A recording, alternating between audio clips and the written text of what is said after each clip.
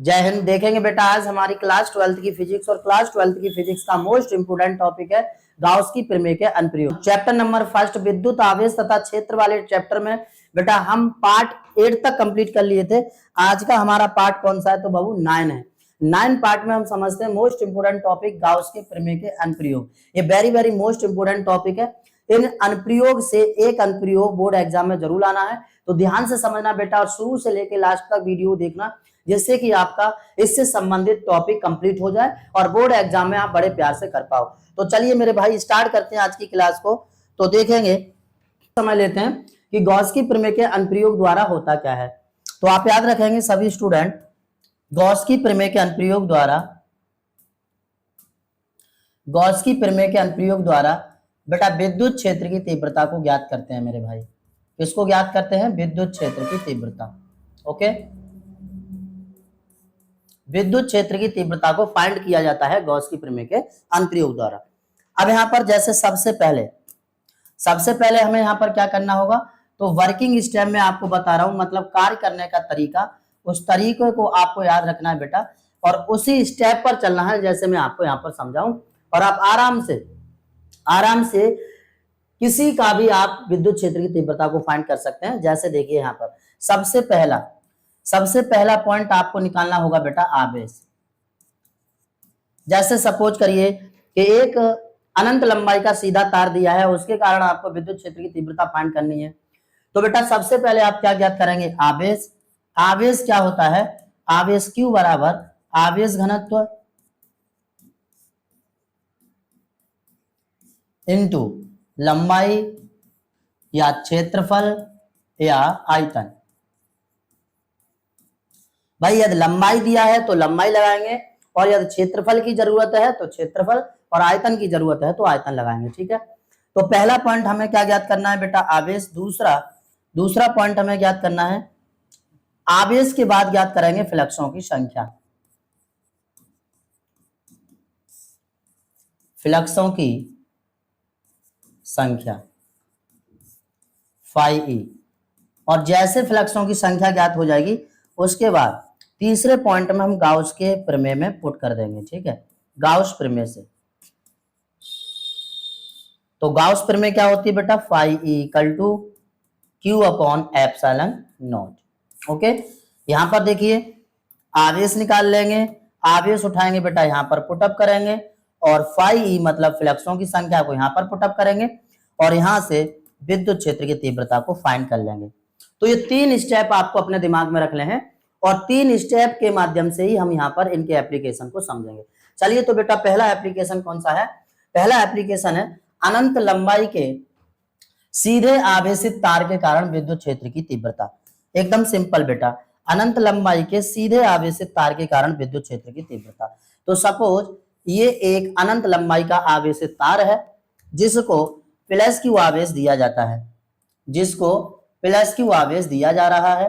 ठीक है, जिसके कारण इसके चारों ओर एक विद्युत क्षेत्र निर्मित हो गया है। ठीक है, जिसके कारण इसके चारों ओर एक विद्युत क्षेत्र का निर्माण हो गया है। ओके, ध्यान समझना। ये क्या है? एक अनंत लंबाई का सीधा तार है जिसको प्लस Q आवेश दिया, जिसके कारण इसके चारों ओर विद्युत क्षेत्र का निर्माण हो गया। और जो कैसा है बेटा? विद्युत क्षेत्र का जो निर्माण हुआ है वो कैसा है? बेलनाकार है। ठीक है, अब आपको पता है कि बेलन का निर्माण कितने पृष्ठों से होता है? तो याद रखना मेरे भाई 3 पृष्ठों से। सबसे पहला यहां पर जो पृष्ठ आप देख रहे हैं वो कौन सा है? तो ये समतल पृष्ठ है, समतल पृष्ठ S1, दूसरा समतल पृष्ठ S2, और तीसरा समतल पृष्ठ वक्र पृष्ठ है यहाँ पर कितना? S3। तो समझ गए, 2 समतल पृष्ठ है S1 और S2, और एक वक्र पृष्ठ है जो है S3। कोई दिक्कत यहां तक? अब इस विद्युत क्षेत्र के किसी बिंदु पर हमें विद्युत क्षेत्र की तीव्रता की गणना करनी है, और इस बिंदु को हम नाम दे देते हैं, क्या है? ये P है। ठीक है, इसका आवेश घनत्व सपोज कर लेते हैं, आवेश घनत्व लैम्डा है, और चालक तार की लंबाई कितनी है बेटा? स्मॉल l है। ओके, और इसकी त्रिज्या को सपोज कर लेते हैं कितना? स्मॉल r है। जब यहाँ त्रिज्या स्मॉल आर है तो यहाँ पर भी कितना होगा, स्मॉल आर होगा। कोई दिक्कत यहाँ तक? ठीक है। अब आप इसे माना कि करके भी लिख सकते हैं। माना कि एल लंबाई का एक रेखीय चालक, एल लंबाई का एक चालक जिसे प्लस क्यू आवेश दिया जाता है, ओके, जिसे प्लस क्यू आवेश दिया जाता है, जिसके कारण एक बेलनाकार विद्युत क्षेत्र का निर्माण हो जाता है। इस बेलन में दो समतल पृष्ठ S1 और S2 तथा एक वक्र पृष्ठ S3 है और इसका आवेश घनत्व कितना है, लैम्डा है। कोई दिक्कत? इस प्रकार आप माना कि करके भी लिख सकते हैं। तो अब हम करेंगे इसकी मेरे भाई गणना, कैलकुलेशन। तो कैलकुलेशन को थोड़ा सा ध्यान से समझना, तब गणना। गणना में सबसे पहले लिखेंगे क्योंकि आवेश, हमने आपको बताया पहला पॉइंट पर हमें क्या फाइंड करना है बेटा, आवेश। क्योंकि आवेश Q बराबर क्या होता है, आवेश घनत्व। यहां पर आवेश घनत्व कितना है बेटा, लैम्डा, और इनटू चालक तार की है लंबाई, तो इनटू L लंबाई। इसे मान लो equation number first. Any problem यहां तक? कोई दिक्कत? चलिए अब नेक्स्ट आगे बढ़ते हैं बेटा। अब उसके बाद में हम नेक्स्ट दूसरे पॉइंट पर क्या निकालते हैं, दूसरे पॉइंट में निकालते हैं फ्लक्स। अब आप यहां पर बताइए, तीन पृष्ठ हैं, एक S1, S2 और S3। तो सबसे पहले हम निकालेंगे S1 पृष्ठ से निकलने वाली फ्लक्सों की संख्या, फिर निकालेंगे बेटा S2 पृष्ठ से निकलने वाली फ्लक्सों की संख्या, फिर निकालेंगे S3 पृष्ठ से निकलने वाली फ्लक्सों की संख्या, और फिर हम निकाल लेंगे कुल फ्लक्स। तो देखिए, क्योंकि वेलन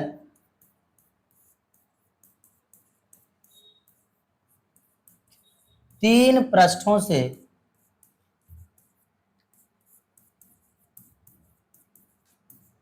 मिलकर बना है, जिसमें S1, S2,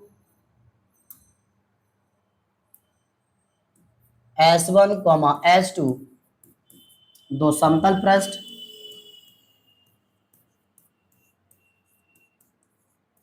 और S3 एक वक्र पृष्ठ है।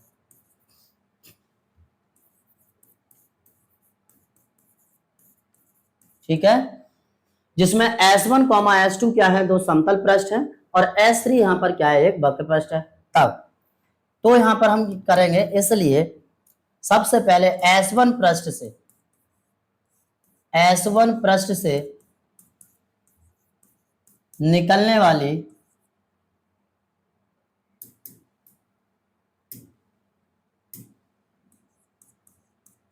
S1 पृष्ठ से निकलने वाली फ्लक्सों की संख्या। ठीक है भाई, S1 पृष्ठ से निकलने वाली फ्लक्सों की संख्या क्या हो जाएगी, तो d∅E1 बराबर EDS cos theta, EDS cos theta. Okay, अब यहां पर आपको यहां पता करना है, सो this is imply that d∅E1 बराबर EDS cos थीटा। अब आप यहां पर बताएंगे कि थीटा की वैल्यू कितनी होगी। देखिए, S1 पृष्ठ से फ्लक्स निकल रहे हैं, तो ये क्या होंगे, फ्लक्स किसे कहते हैं, जो अपने पृष्ठ से लंबवत निकले, यानी लंबवत बल रेखाओं की संख्या को फ्लक्स कहते हैं। अब यहाँ पर निकलने वाले फ्लक्स क्या बेटा, ये लंबवत होंगे। अब ये लंबवत है और ये क्या है, विद्युत क्षेत्र की तीव्रता की दिशा है। तो ये विद्युत क्षेत्र की तीव्रता की दिशा के क्या है, लंबवत है। तो यहाँ पर थीटा का मान कितना होगा मेरे भाई, 90 डिग्री होगा। तो यहाँ पर हम लगा सकते हैं थीटा बराबर कितना, 90 अंश, मतलब cos 90 डिग्री। तो क्योंकि थीटा बराबर कितना है, 90 डिग्री है। कोई दिक्कत? अब आप जानते हैं cos 90 अंश का मान कितना होता है, तो याद रखना cos 90 डिग्री का मान, cos 90 डिग्री का मान कितना होता है, 0। तो d∅E1 बराबर, जब cos 90 अंश का मान 0 होता है तो पूरा ही क्या हो जाएगा, 0 हो जाएगा। ठीक है, तो d∅E1 निकल आएगा यहां से कितना बेटा, 0। इसी तरह हम निकाल लेंगे S2 पृष्ठ से निकलने वाली फ्लक्सों की संख्या। इसी प्रकार S2 पृष्ठ से निकलने वाली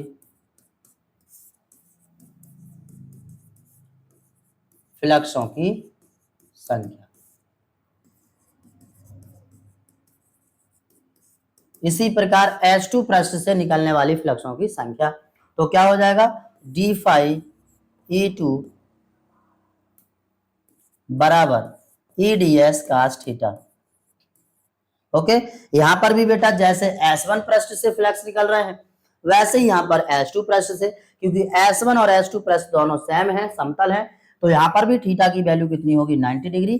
तो d फाई E2 भी बराबर कितना हो जाएगा 0। ओके, यहां से d फाई E2 बराबर भी कितना निकल के आ गया 0 आ गया। अब हम नेक्स्ट बढ़ेंगे बेटा S3 पृष्ठ से निकलने वाली फ्लक्सों की संख्या। तो देखिए, तथा S3 पृष्ठ से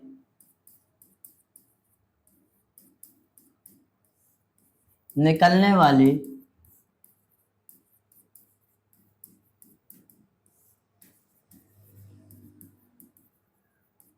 फ्लक्सों की संख्या।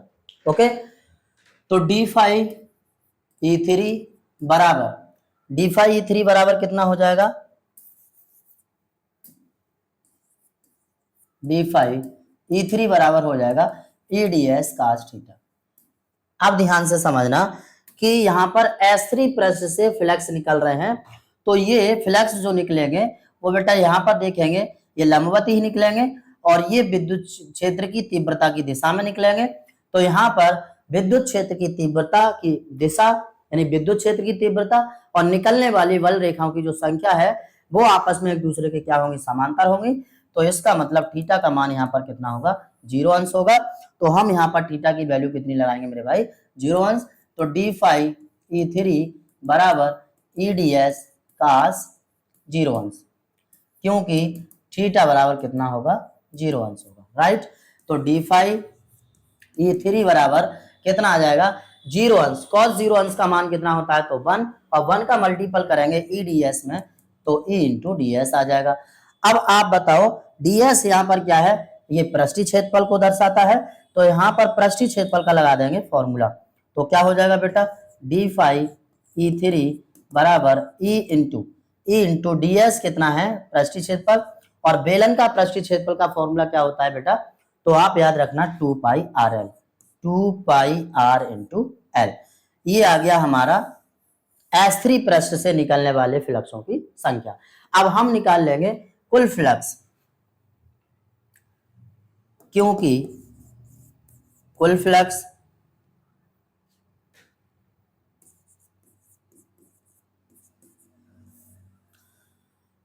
निकालेंगे तो कुल फ्लक्स क्या हो जाएगा बेटा फाई E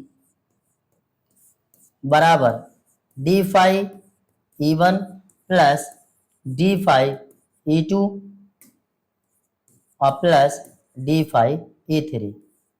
ओके, ये कुल फ्लक्स हम यहाँ पर फाइंड कर लेंगे। कुल फ्लक्स का मतलब है जितने भी हमने फ्लक्स निकाले हैं उन सभी फ्लक्सों को ऐड कर देना, राइट। तो अब देखिए, तो फाई E बराबर d फाई E1 कितना आया है बेटा 0, और d फाई E2 भी कितना आया है 0, और d फाई E3 आया है E इंटू 2 पाई RL। ओके, अब उसके बाद यहां से हम निकाल लेंगे तो फाई E बराबर आ जाएगा 0 मतलब 0, यहां से आ जाएगा E इंटू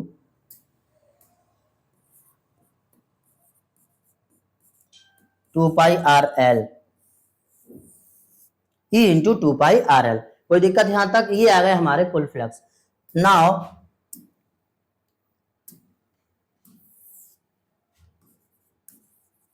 नाउ मतलब अब गाउस प्रमेय से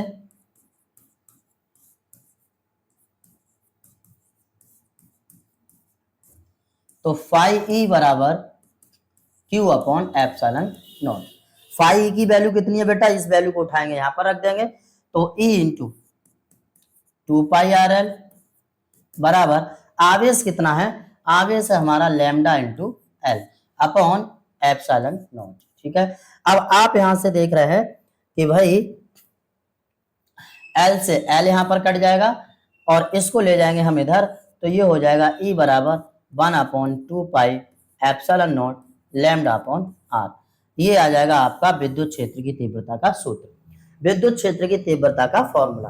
ओके, तो अनंत लंबाई के सीधे आवेशित तार के कारण विद्युत क्षेत्र की तीव्रता कितनी होती है, तो ई बराबर 1/2 pi epsilon not lambda upon R. ये विद्युत क्षेत्र की तीव्रता का फॉर्मूला होता है। अब आप यहाँ पर एक बार रिवाइज कर लेंगे। देखिए अनंत हमने क्या बताया था, गाउस की प्रमेय के अनुप्रयोग द्वारा हम विद्युत क्षेत्र की तीव्रता को फाइंड करते हैं। जैसे कुछ हमने यहाँ पर करके बताया है, हमने वर्किंग स्टेप भी बताया था। सबसे पहले आपको क्या करना है, आवेश निकालना है। आवेश बराबर आवेश घनत्व इंटू लंबाई या क्षेत्रफल या आयतन से आपको आवेश घनत्व आवेश निकाल लेना है। उसके बाद में आप निकालेंगे फ्लक्स, फिर कुल फ्लक्स। उसके बाद आप यहाँ पर गाउस के प्रमेय में पुटअप कर देंगे, जो कि मैंने यहाँ पर ये किया है। ठीक है, इस प्रकार आपका फाइनल कैलकुलेशन हो जाएगा। कोई दिक्कत यहाँ तक समझ गए होंगे? तो चलिए ये इसका एक स्क्रीनशॉट ले लीजिए और इसका भी एक स्क्रीनशॉट ले लीजिए।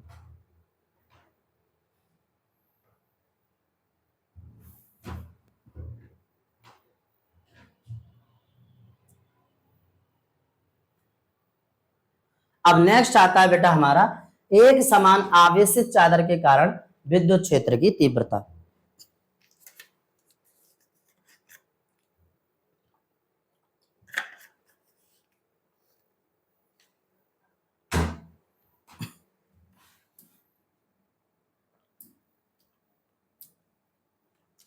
एक समान आवेशित चादर के कारण विद्युत क्षेत्र की तीव्रता।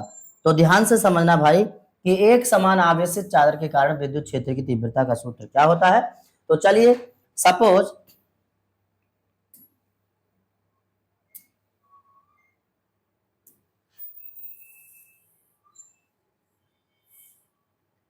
कर लेते हैं कि एक समान क्या है, एक चादर है जिसको प्लस क्यू आवेश दिया जाता है, जिसको प्लस क्यू आवेश दिया जाता है। ओके, इसको प्लस क्यू आवेश दिया जा रहा है, राइट। तो ध्यान से समझना, इसको प्लस क्यू आवेश दिया जा रहा है जिसके कारण विद्युत क्षेत्र का निर्माण होगा। अब वह विद्युत क्षेत्र का निर्माण कैसे होगा, देखिए सपोज ये हमारी हथेली है, ये एक समांतर मतलब एक समांतर क्या है, चादर है, जैसे यहाँ पर लिखा हुआ है एक समान आवेशित चादर है, समांतर आवेश चादर है। अब इसको जब हम प्लस क्यू आवेश देंगे तो यहाँ पर जो विद्युत क्षेत्र निर्मित होगा, इसके एक और इधर और दूसरी ओर इधर, मतलब बेलनाकार विद्युत क्षेत्र का निर्माण होगा कुछ इस तरह। तो यहाँ पर समझाएंगे कैसे।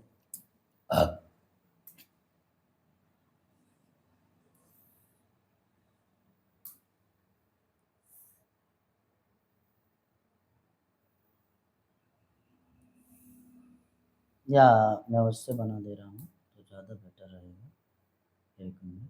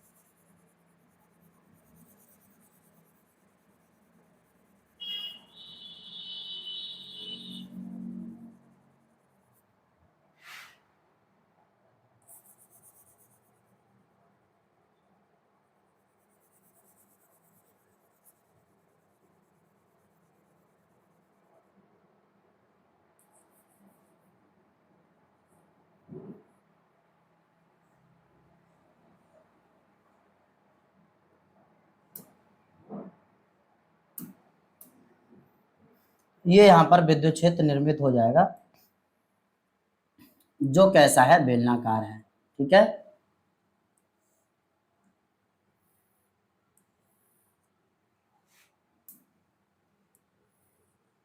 ओके, समझ में आ रहा है। अब यहां पर देखिए, ये भी आपको दिख रहा है कि इसमें भी कितने पृष्ठ हैं, तो बेटा 3 पृष्ठ है। सबसे पहला यहां पर ये S1 पृष्ठ और ये S2 पृष्ठ और ये वक्र पृष्ठ है बेटा S3। ओके, कोई दिक्कत यहां तक? चलिए, तो यहां पर समझते हैं इसका आवेश घनत्व, तो सपोज कर लेते हैं कितना है, सिग्मा है। इसका आवेश घनत्व सिग्मा है और इसका पृष्ठीय क्षेत्रफल कितना है बेटा, ए है। इसका पृष्ठीय क्षेत्रफल कितना है, ए है।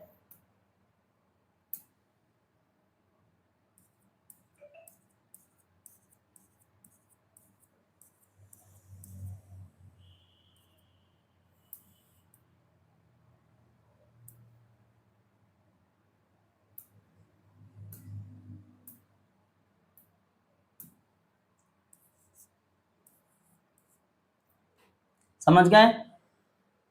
ये बन गया हमारा चित्र। अब इसे हमें मानाकी करके लिखना है, तो कैसे लिख सकते हैं, देखो ध्यान से। मानाकी करके आप बड़े आराम से लिख सकते हैं। माना एक समान आवेशित चादर जिसको प्लस क्यू आवेश दिया जाता है, जिसके कारण विद्युत क्षेत्र निर्मित होता है, जो कि बेलनाकार है, जो 3 पृष्ठों से मिलकर बना हुआ है। 2 समतल पृष्ठ S1, S2 तथा तीसरा वक्र पृष्ठ S3। इसका आवेश घनत्व कितना है, सिग्मा है, और पृष्ठीय क्षेत्रफल यहां पर कितना है, ए है। तब हम यहां से निकालेंगे सबसे पहले आवेश।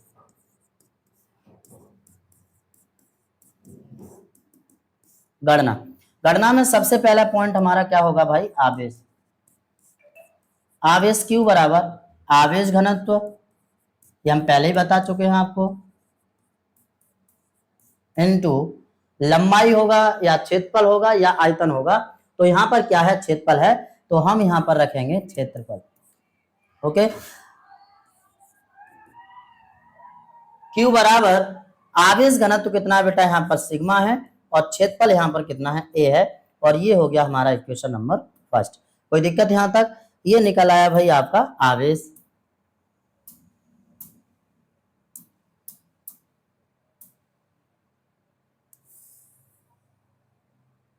ये आवेश निकाल दिया। अब उसके बाद जिस तरह हमने अभी अभी S1 पृष्ठ से फ्लक्स निकाले थे, S2 पृष्ठ से निकाले थे, S3 पृष्ठ से निकाले थे, फिर कुल फ्लक्स निकाले, इसी तरह हम यहां पर भी क्या करेंगे, S1 पृष्ठ से निकलने वाले फ्लक्सों की संख्या।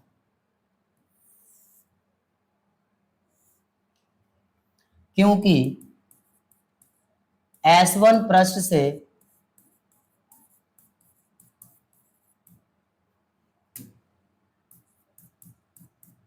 निकलने वाली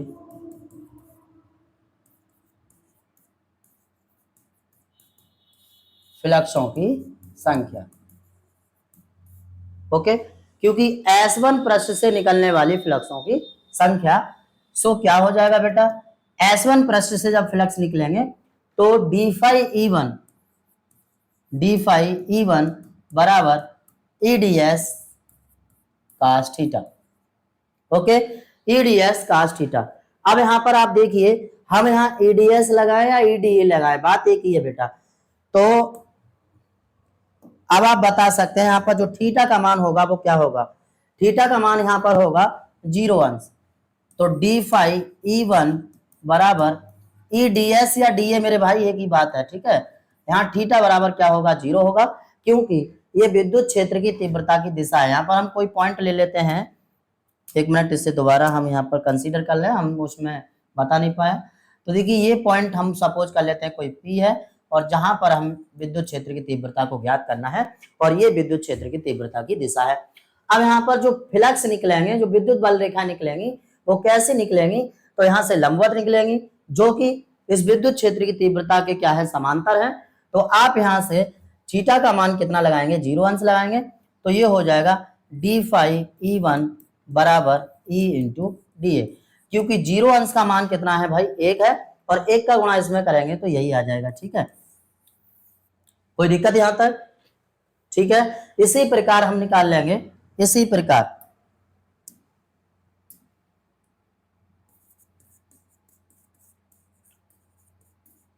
इसी प्रकार S2 पृष्ठ से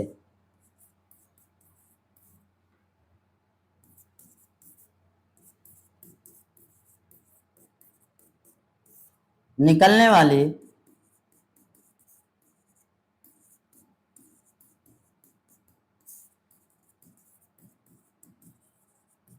फ्लक्सों की संख्या। तो क्या हो जाएगा बेटा, d∅E2 बराबर EDA cos theta. cos theta का भी मान यहाँ पर जैसे S1 से निकाले हैं वैसे S2 से निकालेंगे। तो cos थीटा मतलब थीटा का मान यहाँ पर कितना हो जाएगा, 0। अब जब थीटा का मान 0 है तो यहाँ से d∅E2 बराबर आ जाएगा कितना बेटा, E इंटू DA। कोई प्रॉब्लम यहाँ तक? ये आ गया S2 पृष्ठ से निकलने वाले फ्लक्स। अब हम निकालेंगे S3 पृष्ठ से निकलने वाले फ्लक्सों की संख्या तथा S3 पृष्ठ से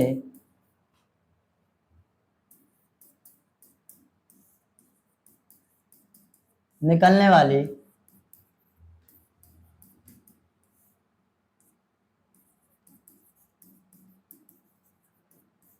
फ्लक्सों की संख्या।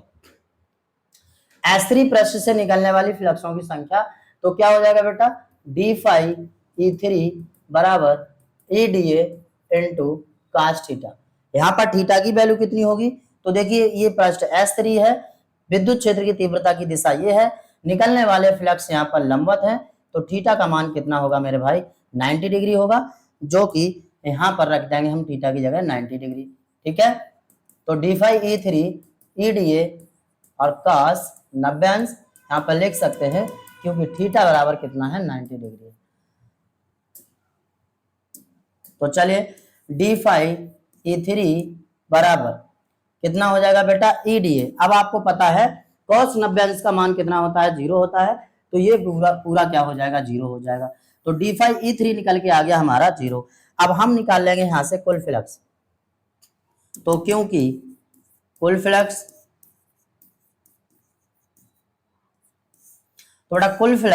phi बराबर d∅E1 प्लस d∅E2 और प्लस d∅E3। ओके, सो phi बराबर d∅E1 कितना है, तो E इंटू DA या A भी रख सकते हैं, प्लस E इंटू A, क्योंकि यहां पर देखिए हमने जो पृष्ठीय क्षेत्रफल माना है वो कितना है, A है, तो इसलिए हम यहां से DA की जगह A रख सकते हैं, A रख सकते हैं, कोई प्रॉब्लम नहीं है। ठीक है, तो EA और प्लस यहाँ पर क्या है, 0 है, तो phi E बराबर कितना हो गया, EA एक बार और ये है कितना, 1 और 1 2, जो 2EA आ गया हमारा कुल फ्लक्सों की संख्या। अब हमें यहां से निकालना है, अब क्या करना है, अब यहां पर लिखेंगे नाउ,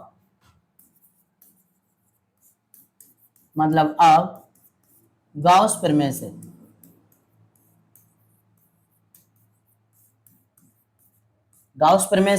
तो क्या हो जाएगा बेटा, यहां पर phi E बराबर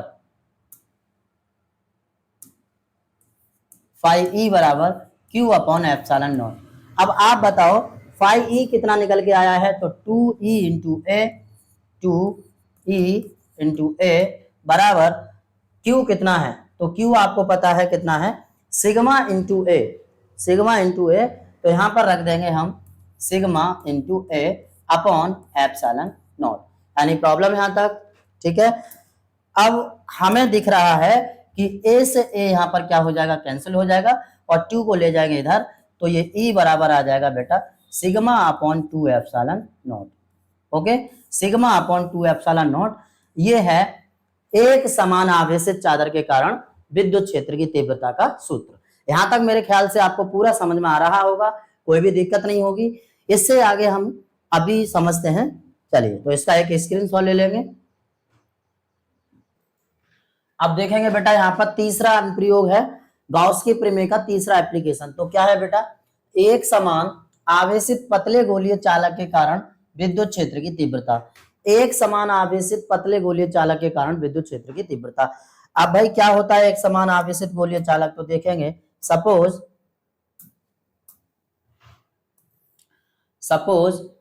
ये कोई आवेशित चालक है, गोलीय चालक है। सपोज ये कोई आवेशित क्या है बेटा, गोलीय चालक है। अब आपको पता है यदि हम इसे प्लस क्यू आवेश देंगे, यदि इसे प्लस क्यू आवेश देंगे तो इसके चारों ओर एक विद्युत क्षेत्र निर्मित हो जाएगा।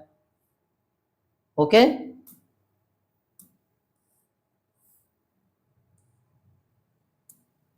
जो कि ये है, समझ में आ रहा है। तो गोलीय चालक को जब प्लस क्यू आवेश दिया जाता है तो इसके चारों ओर गोलाकार में ही मतलब गोल ही एक विद्युत क्षेत्र निर्मित हो जाएगा, जिसके किसी बिंदु P पर हम सपोज कर लेते हैं कि यहाँ पर कोई पॉइंट P है और जहां हमें विद्युत क्षेत्र की तीव्रता को फाइंड करना है, और ये है मेरे भाई विद्युत क्षेत्र की तीव्रता की दिशा। ठीक है, कोई दिक्कत यहां तक। सपोज इस वाले छोटे गोले की हम त्रिज्या को मान लेते हैं कैपिटल R, और बड़े वाले गोले की त्रिज्या को मान लेते हैं सपोज स्मॉल r। ओके, और ये केंद्र है बेटा आपका O। कोई दिक्कत यहां तक, समझ रहे हैं। अब अगर यहां पर हम निकालेंगे विद्युत क्षेत्र की तीव्रता, तो डायरेक्टली हमें यहां से क्या करना है बेटा, तो देखिए गणना इसकी करेंगे बेटा गणना। तो सबसे पहले बिंदु P से निकलने वाली फ्लक्सों की संख्या, बिंदु P से हम यहां पर डायरेक्टली बिंदु P से निकलने वाले फ्लक्सों की संख्या को फाइंड करेंगे। तो बिंदु P से, क्योंकि बिंदु P से निकलने वाले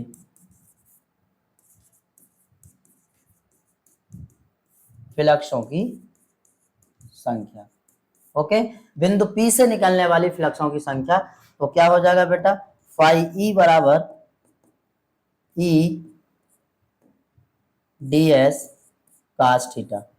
ओके, फाई ई बराबर E D S cos theta. इतनी बात समझ गए भाई। सो अब आप यहां पर बताइए, तो फाई ई बराबर ई तो हमें फाइंड करनी है विद्युत क्षेत्र की तीव्रता, इनटू डीएस यहां पर क्या है, इसका पृष्ठीय क्षेत्रफल है।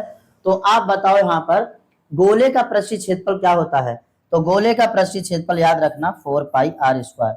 गोले का पृष्ठीय क्षेत्रफल कितना होगा मेरे भाई, ये हम बिंदु P पर निकाल रहे हैं तो कितना आ जाएगा स्मॉल r, तो गोले का पृष्ठीय क्षेत्रफल कितना होगा 4 पाई आर स्क्वायर, और इनटू cos थीटा, थीटा यहां पर कितना होगा, तो 0 अंश, थीटा कितना होगा बेटा 0 अंश। सो अगर हम फाई ई इक्वल टू निकालेंगे तो फाई ई बराबर E into 4 pi R square, क्योंकि cos 0 का मान कितना होता है 1 होता है। ये आ गई भाई बिंदु P पर फ्लक्सों की संख्या, बिंदु P से निकलने वाले फ्लक्स। कोई दिक्कत यहां तक, इतनी बात समझ गए सब बच्चे। ओके, अब आगे, अब हमें यहां पर क्या करना है, ये एक और बात बताएं, ये क्या है, ये है बेटा गोले के बाहर, ये पहला पॉइंट है भाई याद रखना, ठीक है, गोले के बाहर।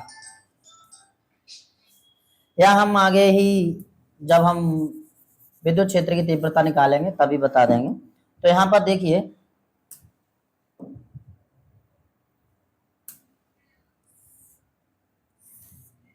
चलिए मैं यहाँ नेक्स्ट स्लाइड में ही आपको बता रहा हूं। हाँ, एक और बात, अगर इसे आप माना की करके लिख सकते हैं तो कैसे लिखेंगे, माना एक गोलीय चालक जिसे प्लस क्यू आवेश दिया जाता है, जिसके कारण इसके चारों ओर एक विद्युत क्षेत्र का निर्माण हो जाता है।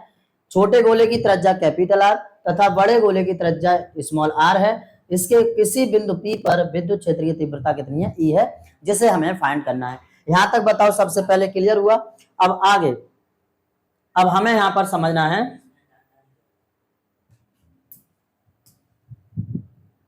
कौन है,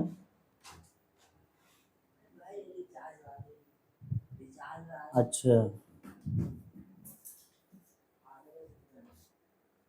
अब देखिए जैसे ही फ्लक्सों की संख्या निकल के आ जाती है तो अब हमें यहां पर क्या करना है, गाउस के प्रमेय में पुट अप कर देना है। तो यहां पर लिखेंगे नाउ, नाउ मतलब अब, गाउस की प्रमेय से, गाउस प्रमेय से। ओके, गाउस प्रमेय से। सो क्योंकि फाई ई बराबर Q upon epsilon naught, Q upon epsilon not.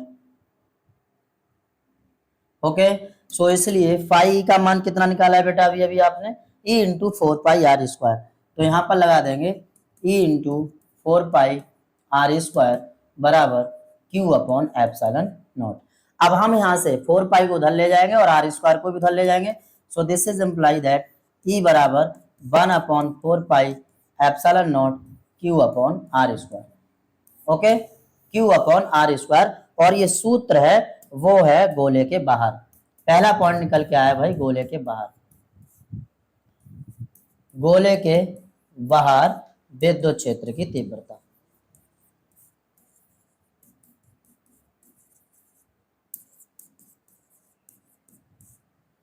गोले के बाहर विद्युत क्षेत्र की तीव्रता, कोई दिक्कत यहां तक। अब हम दूसरा पॉइंट फाइंड करते हैं यहां पर।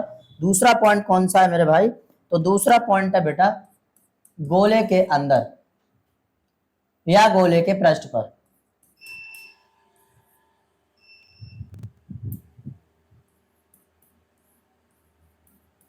गोले के पृष्ठ पर विद्युत क्षेत्र की तीव्रता। याद रखना बेटा, जब गोले के पृष्ठ की बात करते हैं तो स्मॉल आर की जगह, स्मॉल आर की जगह आप कितना रख दोगे, कैपिटल आर बस। तो स्मॉल आर की जगह कैपिटल आर को यहाँ पर पुटअप कर दीजिए, तो ये हो जाएगा ई बराबर 1/4 pi epsilon naught Q upon capital r²। और ये सूत्र होता है बेटा किसके, तो गोले के पृष्ठ पर विद्युत क्षेत्र की तीव्रता का। उसके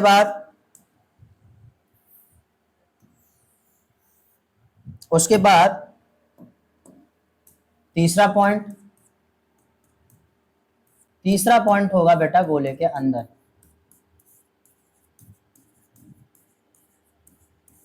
गोले के अंदर विद्युत क्षेत्र की तीव्रता। तो याद रखना गोले के अंदर विद्युत क्षेत्र की तीव्रता कितनी होती है, 0, क्योंकि यहाँ पर आवेश कितना होता है बेटा, 0 होता है। गोले के अंदर आवेश 0 होगा, इसलिए विद्युत क्षेत्र की तीव्रता भी कितनी होगी, 0 होगी। कोई दिक्कत। कभी कभी ये मल्टीपल चॉइस क्वेश्चन में पूछ लेता है बोर्ड एग्जाम में कि गोले के अंदर, कि गोले के अंदर विद्युत क्षेत्र की तीव्रता कितनी होती है, तो याद रखना मेरे भाई कितनी होती है, 0। कोई दिक्कत यहां तक, समझ गए सब बच्चे। ओके, तो ये हुआ हमारा एक गोलीय, एक समान आवेशित पतले गोलीय चालक के कारण विद्युत क्षेत्र की तीव्रता का सूत्र, जो कि आपका यहाँ है। ये सबसे पहले गोले के बाहर देखा, उसके बाद गोले के पृष्ठ पर, और उसके बाद गोले के अंदर। एक बात मैं आपको यहाँ बताऊं कि यदि इसी में क्यू नॉट से मल्टीपल कर दिया जाए, इसके दोनों पक्षों में, इसके दोनों पक्षों में क्यू नॉट से मल्टीपल कर दिया जाए, तो बेटा यहाँ पर ये कूलाम के नियम की सत्यापन भी हो जाता है। ये कूलाम का नियम भी यहाँ से हमें मिल जाता है, ठीक है। ओके, यदि हम इसके दोनों पक्षों में Q0 मतलब परीक्षण आवेश से गुणा कर दें, तो ये कूलाम के नियम की भी हम यहाँ से स्थापना कर सकते हैं, अर्थात हम इसे प्रूफ कर सकते हैं। सो ये किसके बराबर है, तो ये F के बराबर है, और ये 1/4 pi epsilon naught Q into Q0 upon r²। Okay, ये यहां से कूलाम का नियम भी प्रूफ कर सकते हैं, राइट, कूलाम का नियम। ठीक है, कभी कभी पूछ लेता है कि गाउस की प्रमेय के अनुप्रयोग द्वारा कूलाम के नियम को सत्यापित कीजिए, तो वो आपका ये फॉर्मूला है। और इसी प्रकार जैसे हमने ये पतले गोलीय चालक के कारण विद्युत क्षेत्र की तीव्रता निकाली है, इसी तरह सेम इसी तरह कूलाम के नियम को हम प्रूफ करेंगे। जैसे कि दूसरा आपका टॉपिक है, यहाँ पर आप देख सकते हैं, यहाँ पर cos 0 की वैल्यू कितनी है, तो 1 है। सो 1 का किसी संख्या में गुणा करते हैं, आपको पता है वही आता है, तो E इंटू ये आ गया बेटा 4 पाई r², राइट। ये आ गया हमारा बिंदु P से निकलने वाले फ्लक्सों की संख्या। अब आप देखेंगे नेक्स्ट इसमें, इसके बाद हम यहाँ पर चलेंगे गाउस की प्रमेय से। ओके, नाउ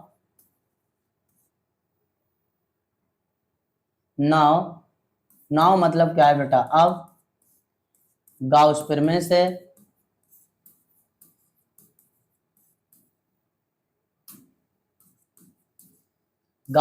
से सो फाई ई बराबर Q अपॉन एप्सिलॉन नॉट, ये गाउस की प्रमेय है। अब हमें पता है फाई ई बराबर कितना अभी अभी हमने फाइंड किया है, आप देख लीजिए, ए इंटू 4πr², वाई की जगह को पुटअप कर देंगे तो 4πr² बराबर Q upon epsilon not, 4πr² को इधर ले जाएंगे, सो ई बराबर 1 upon 4π epsilon naught Q upon r²। Okay, इतनी सी बात समझ गए। अब उसके बाद अब इसमें हम क्या कर देंगे बेटा, Q0 से ये जो हमारा विद्युत क्षेत्र की तीव्रता का फॉर्मूला आया है, इसमें परीक्षण आवेश Q0 से दोनों पक्षों में क्या कर देंगे, गुणा कर देंगे। तो दोनों पक्षों में, क्योंकि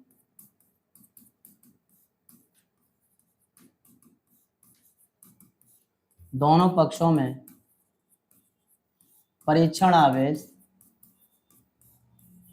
Q0 से गुणा करने पर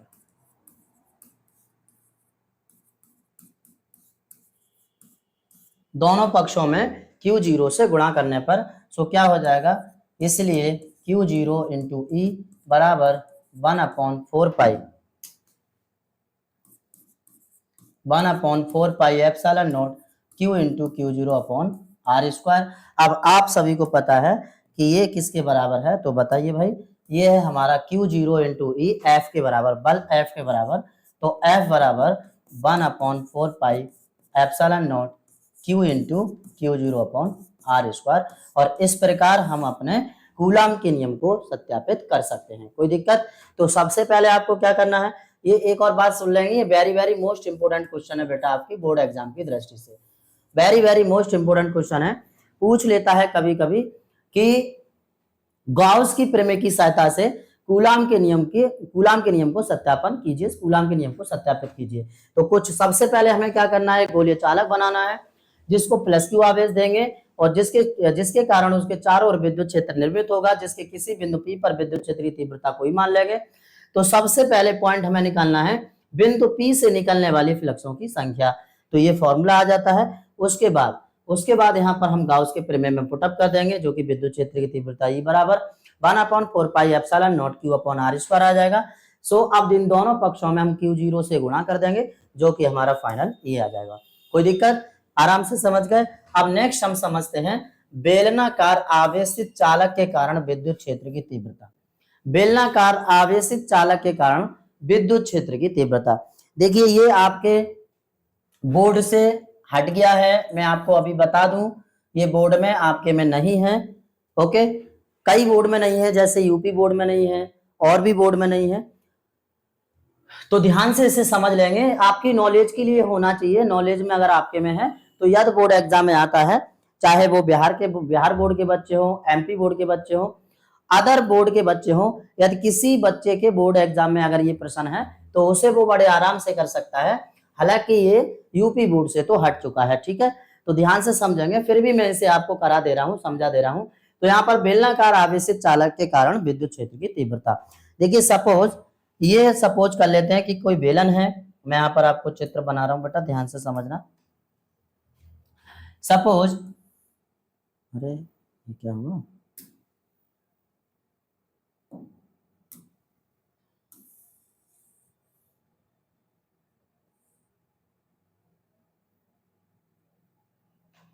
इधर बना, सपोज ये एक बेलनाकार आवेशित चालक है, बना रहे हैं बेटा, थोड़ा ध्यान से समझेंगे। ठीक है,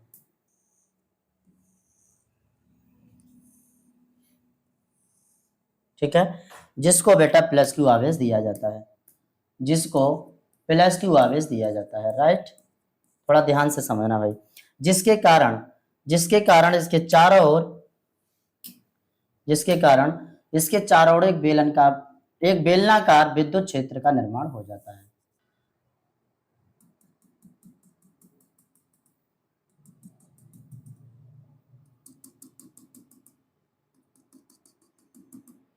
जिसके चारों ओर एक बेलनाकार विद्युत क्षेत्र का निर्माण हो जाता है, राइट, इतनी बात समझ में आ गई भाई। अब यहाँ पर हम सपोज कर लेते हैं कि इस बेलनाकार चालक की जो लंबाई है वो L है, आवेश घनत्व तो सपोज कर लेते हैं रो है, ओके, और यहाँ पर बिंदु सपोज कर लेते हैं P है, जहां हमें विद्युत क्षेत्र की तीव्रता को ज्ञात करना है। अब आपको पता है कि बेलन बेलन कितने पृष्ठों से मिलकर बना होता है, तो बेटा 3 पृष्ठों से। बेलन ये S1 है, मतलब ये पृष्ठ S1, ये पृष्ठ S2 और ये वक्र पृष्ठ है मेरे भाई S3। कोई दिक्कत यहां तक? ये जो बिंदु P है वो इस बेलन से R दूरी पर है, ये बात आप याद रखना। इस बेलन से क्या है? R दूरी पर है। एनी प्रॉब्लम यहां तक? तो जिस तरह हम लोगों ने एक सरल रेखीय अनंत लंबाई के सीधे आवेशित तार के कारण विद्युत क्षेत्र की तीव्रता को फाइंड किया था, वैसे ही सेम हमें इसमें भी करना है। आपको क्या करना है तो मैं बता दे रहा हूं, ध्यान से समझना है बेटा। सबसे पहले आपको ये देखना है कि जो एक बेलन है वो 3 पृष्ठों से मिलकर बना है, S1, S2 और S3, जिसमें ये 2 समतल पृष्ठ हैं। मैं ऐसे ही आपको बता दे रहा हूं, आप सेम कैलकुलेशन है। एक सीधे लंबे आवेशित चालक के कारण विद्युत क्षेत्र की तीव्रता जैसे हमने फाइंड की थी, सेम उसी तरह निकालना है। समतल पृष्ठ S1, S2 के कारण फ्लक्सों की संख्या निकालोगे, और ये है बेटा यहाँ पर वक्र पृष्ठ। S3 क्या है? वक्र पृष्ठ है, तो वक्र पृष्ठ से निकलने वाली फ्लक्सों की संख्या निकालोगे। इन दोनों पृष्ठों, तीनों पृष्ठों से जब निकलने वाली फ्लक्सों की संख्या निकालोगे तो उसके बाद निकाल लोगे बेटा कुल फ्लक्स, और कुल फ्लक्स के बाद फिर आप गाउस की प्रमेय में पुटअप कर दोगे, जो कि ये है, और यहां से आ जाएगा आपका फाइनल बेलनाकार चालक के कारण विद्युत क्षेत्र की तीव्रता का सूत्र। कोई दिक्कत यहां तक? तो इसे आप होमवर्क में करके लाएंगे। चित्र मैंने बना ही दिया है, कोई परेशानी नहीं है, और यदि कोई भी समस्या हो तो आप उसे कमेंट बॉक्स में कमेंट करके पूछ सकते हैं आराम से, ठीक है। तो चलिए अब नेक्स्ट है बेटा, यहाँ पर नेक्स्ट टॉपिक है वो हमारा 2 समांतर आवेशित चादर के कारण विद्युत क्षेत्र की तीव्रता। 2 समांतर आवेशित चादर के कारण विद्युत क्षेत्र की तीव्रता। आवेशित चादर को ये है, ओके, और दूसरी समांतर आवेशित चादर, ओके। अब देखिए, इसके कारण, इस प्लेट के कारण ये फर्स्ट फील्ड डेवलप होगा, इस प्लेट के कारण ये सेकंड फील्ड डेवलप होगा, और इस प्लेट के कारण बेटा ये थर्ड फील्ड डेवलप होगा। मतलब जब 2 समांतर प्लेट एक दूसरे के समीप रखी हैं, जैसे सपोज ये एक हथेली एक समांतर प्लेट है और दूसरी समांतर चादर ये है, जब 2 चादर एक दूसरे के समीप रखी हैं दोनों समांतर क्रम में, तो इस प्लेट के कारण एक ये फील्ड, फिर ये दूसरा, और इसके कारण ये एक, तो ये इसका दूसरा हो गया, और इसके कारण ये हो गया हमारा तीसरा। तो 3 फील्ड, मतलब 3 विद्युत क्षेत्र निर्मित होते हैं, पहला, दूसरा, तीसरा। अब यहां पर समझेंगे, इसका सपोज आवेश घनत्व सिग्मा ए है और इसका आवेश घनत्व सपोज कर लेते हैं सिग्मा बी है। ये हम मान लेते हैं चादर ए है, और सपोज ये चादर हम मान लेते हैं बी है। तो आवेश घनत्व इसका कितना हुआ? सिग्मा ए, और इसका हुआ बेटा सिग्मा बी। कोई दिक्कत? अब यहाँ पर देखिए, अगर हमने आवेश दिया इसे प्लस, तो इसके कारण, प्रेरण के कारण यहाँ पर हो जाएगा माइनस, और माइनस के कारण यहाँ पर हो जाएगा बेटा माइनस माइनस। ओके, तो अब हम निकालेंगे इसकी विद्युत क्षेत्र की तीव्रता। तो देखेंगे बेटा, गणना में हमें सबसे पहले क्या निकालना है? फर्स्ट के लिए, फर्स्ट फील्ड के लिए, तो ई फर्स्ट बराबर क्या होगा? प्लस प्लस है, तो sigma A plus sigma B upon 2 epsilon not. 2 epsilon not क्यों? क्योंकि आप सबको पता है कि एक समान आवेशित चादर के कारण विद्युत क्षेत्र की तीव्रता का सूत्र क्या होता है? Sigma upon 2 epsilon not. Sigma upon 2 epsilon not, उसी फॉर्मूले से हमने ऐसे किया है। अभी आ गया फर्स्ट के लिए, निकाल लेते हैं भाई नेक्स्ट सेकंड के लिए, ठीक है। सेकंड के लिए तो ये हो जाएगा ई सेकंड बराबर प्लस, तो सिग्मा ए प्लस का, और माइनस, तो सिग्मा बी माइनस का, अपॉन 2 एप्सिलॉन नॉट। ओके, इसी तरह हम थर्ड फील्ड के लिए निकाल लेंगे। तो थर्ड के लिए आप देख रहे हैं, तो ई थर्ड बराबर हो जाएगा, ये दोनों माइनस माइनस के हैं, तो सिग्मा ए माइनस का और माइनस का sigma B upon 2 epsilon not. यहाँ से माइनस बेटा हम कॉमन ले सकते हैं, सो माइनस कॉमन लिया तो बचा sigma A plus sigma B upon 2 epsilon not. ये आ गया फाइनल 2 समांतर आवेशित चादर के कारण विद्युत क्षेत्र की तीव्रता। कोई प्रॉब्लम? ठीक है, इतना आपका बेटा ये हो गया कंप्लीट। इसका एक स्क्रीनशॉट ले लीजिए।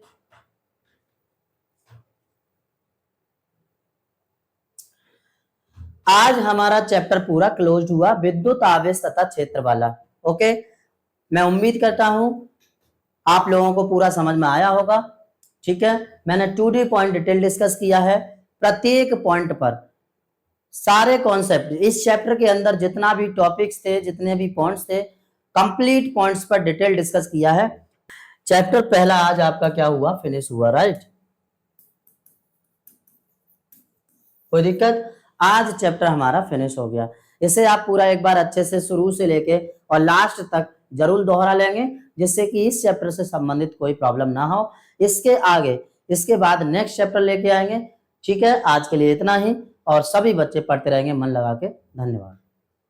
बंद करो।